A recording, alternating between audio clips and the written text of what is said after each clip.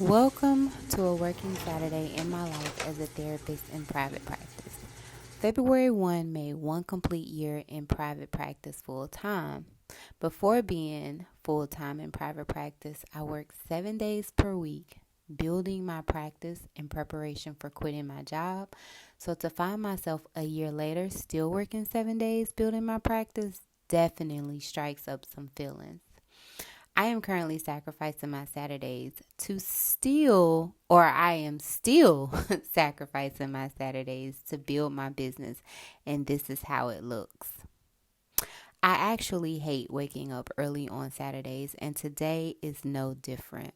Since I have appointments as early as 9 a.m., I am waking up at 6:30 to go to the gym and work out for an hour before seeing clients at 9. Working out has been so beneficial to my mental health and reducing my stress, as well as a self-care practice that is important to me. It also helps in maintaining my health, as you are aware or may not be aware that I actually have an autoimmune disease that can be triggered by stress, and so managing that stress is definitely a priority for me. Today, I have 4 clients scheduled back to back starting at 9 a.m. with the last appointment at 12 p.m., which should bring my work day to an end at 1 p.m. I often find myself being extra hard on myself about my current circumstances, questioning if I'm doing enough to expedite the process. Am I doing things right? Could I be doing more?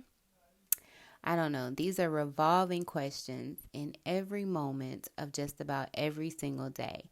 Can I be going harder? Can I be doing more? And oftentimes, which I've shared with you guys, I do take on more because of that feeling of not doing enough.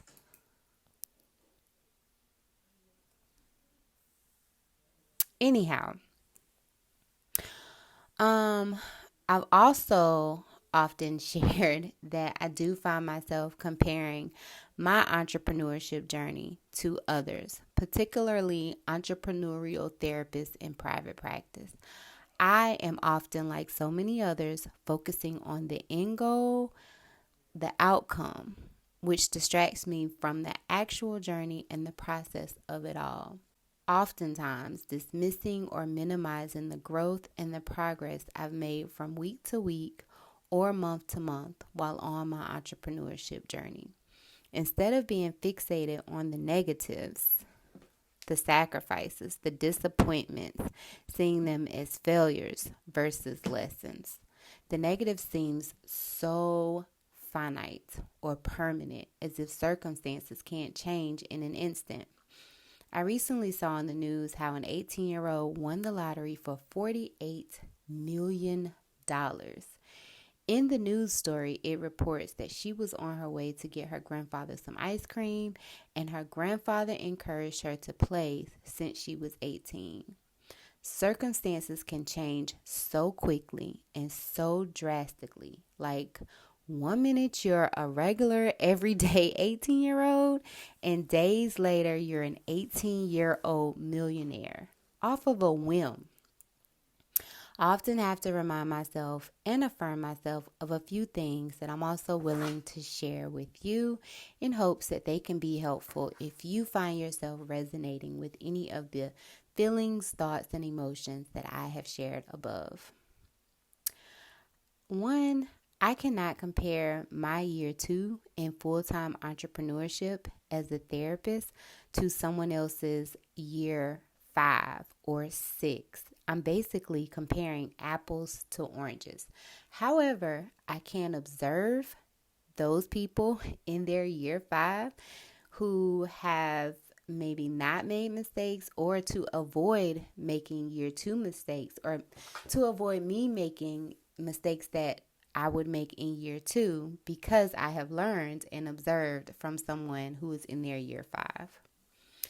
I have made progress from week to week or month to month. And that's why writing goals is so important, and reviewing the progress that you've made on those goals. I am the only one accountable for the success I have or the lack thereof, and I can continuously progress and grow. This is a journey, not a destination. That may sound familiar to some of you. Next, I have a choice. I am choosing to see clients on Saturdays. No one is making me do it. And for whatever reason, I make the choice because I want more money or because I really want to work with this client and this is the only availability the client has. Ultimately, it's still my choice. And that usually helps to begin to create a solution to the problem as opposed to just focusing on the problem. And just like I am choosing to do this, I can choose to not do it. I can choose to do something different. I can make a different choice if I want to and assess the outcomes of both options or even explore more options. My circumstances could change drastically within a month or a year. I remember I have gone viral on TikTok several times, actually two. But I remember one day, one of my very first viral videos was a regular video that I made of me taking this dead looking plant out of Lidl and watering it on my car. Just very simple type of content got over 10K views. Another time, I went viral with 300, I think it's at 395 views. It was just some simple words on a screen to a viral sound. So that was a drastic change in my circumstances. I mean, I'm not a famous TikToker yet, but those were definitely some circumstances that I wasn't anticipating. Lastly, progress, not perfection. Imperfections make me humans, and humans can relate. So, I am sharing my work days in a life as a therapist, entrepreneur, sacrificing Saturdays to grow and build my business, and cultivating and evolving into my dream life. Working Saturdays is not part of the dream life design, but it is a stepping stone towards it. I hope this has been helpful for you. Bye for now. And if you enjoyed this type of video, please comment down below. If you have not already subscribed to my channel, please consider subscribing. Here I share all things entrepreneurship, building my dream life, sharing that journey. As a mental health therapist, I sprinkle in a few mental health components or some helpful mental health information. And I'm just really documenting the series and hoping that you are interested in watching it. But I do plan on sharing helpful information for you. So again, if you did enjoy this type of content, please give me a thumbs up. If you have not already subscribed, please consider subscribing to the channel. And I will catch you guys in the next one. Bye.